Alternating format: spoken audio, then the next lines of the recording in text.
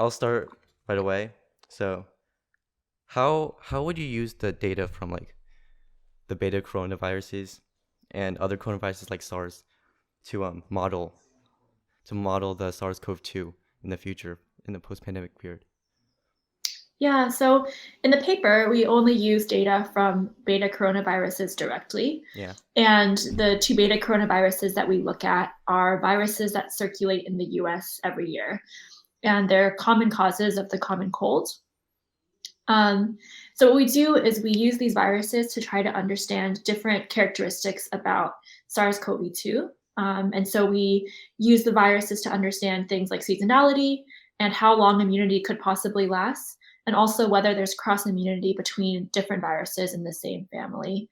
And so what we do is that we see that seasonality effects are exist but are fairly moderate in these beta coronaviruses, and also that immunity seems to last pretty for on the order of a year to maybe a little bit longer than that.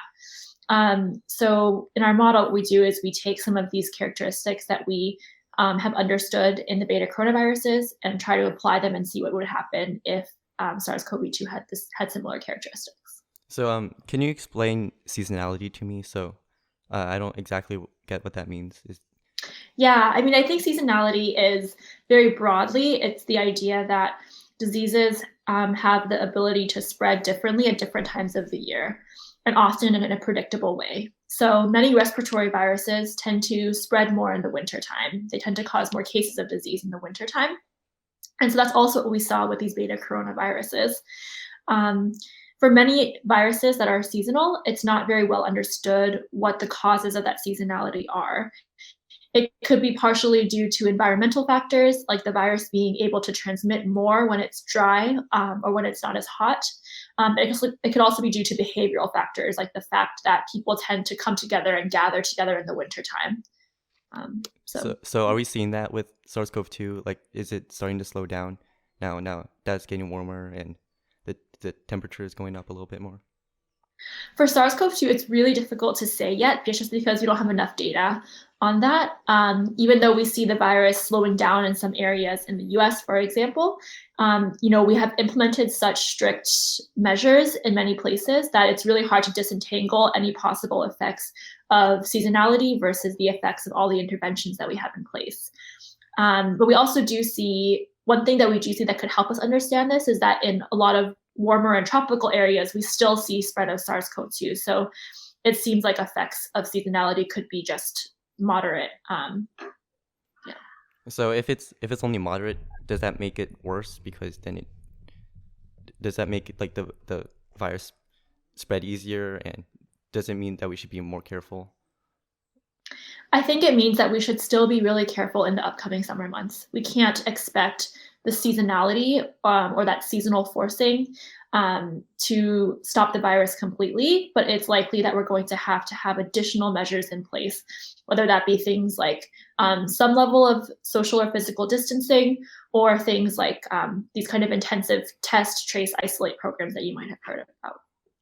So once wintertime comes back, do you think it'd be more severe because also the flu season, it would be the start of flu season, or do you think it'll be less severe because we're more prepared? What do you think? Yeah, I think that you make a really good point that it's going to not only be due to like that what happens in the fall and winter is not only going to be affected by the seasonal patterns, it's also going to be affected by how prepared we are. You make a really good point there that if we do see a huge outbreak in the fall and winter, that's even worse because it coincides with the flu season. So that puts an even greater strain on our healthcare capacity. But yeah, I think what we see in the fall and winter is going to be determined by our preparedness and whatever measures we have in place. It's going to be determined by seasonal factors, and it also will be determined by how many people in the population have gained immunity to the disease. Oh, on that point, there's a really interesting model that I saw, and there's one with like different levels of are not was it reduction due to lockdown. So I noticed that when you had a 60% reduction in lockdown, and then after the lockdown, it was almost exactly the same as the 0% when you had no lockdown at all. So why is that? Is it due to herd Yeah, immunity so or? Well, what we model in our so what we model in our paper is kind of the most um, straightforward, I guess, way to implement social distancing that we could think of, which is that your social distancing is on for a certain period of time, but then after that certain period of time, social distancing completely stops. Yeah. You go back to interacting as normal. So in that case, the virus really doesn't have any like memory, so to speak. Yeah. But once those social distancing measures are lifted, we can see transmission as easily as we did before the lockdown. So that's why we see the same number of cases afterwards, right? If behavior goes back to normal, the virus can still spread as easily second time around. All right. So if we're going to have this lockdown, like how long should it last? How long should the current lockdown last? How long should future lockdowns last so that they're effective in decreasing the amount of infections? Yeah, I think it's a really good question. And I think a lot of people have this question, of course. I think rather than saying, oh, there's like a certain time frame or a certain window or certain date at which we should lift measures, what's more important is that we approach the lockdown and lifting of the measures in a very careful and gradual way. I think rather than say a date or a time period, it's more important to look at how different measures of the disease are trending. For example, one of the factors I think a lot of places are using to determine when to open is seeing declining cases over 14 days. So that measure, in addition to seeing declines in hospitalizations and deaths, is really important to know when it might be safe to open. And I think another measure that we should use to know when it's safe to open is how prepared we are. Like you were talking about in the fall and winter, I think what's most important is for us to be prepared for that reopening and to be prepared and aware that we might see a resurgence in cases. So do we have enough healthcare capacity to deal with that if that does happen? Do we have enough testing to be able to detect that if it does happen? So I think that those are the important factors to consider as we think about reopening. Also, you had another model that give like the threshold. So, I forgot exactly, but I think it was the number of hospitalizations, and once it goes above a certain threshold, then you go in lockdown. Once it goes below a certain threshold, Yeah.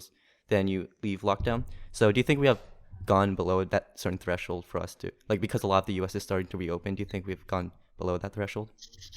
I think it is hard to say. Like, I think that, we modeled this like kind of simplified scenario where we look across the entire US, but of Yeah. course that capacity really varies at local levels.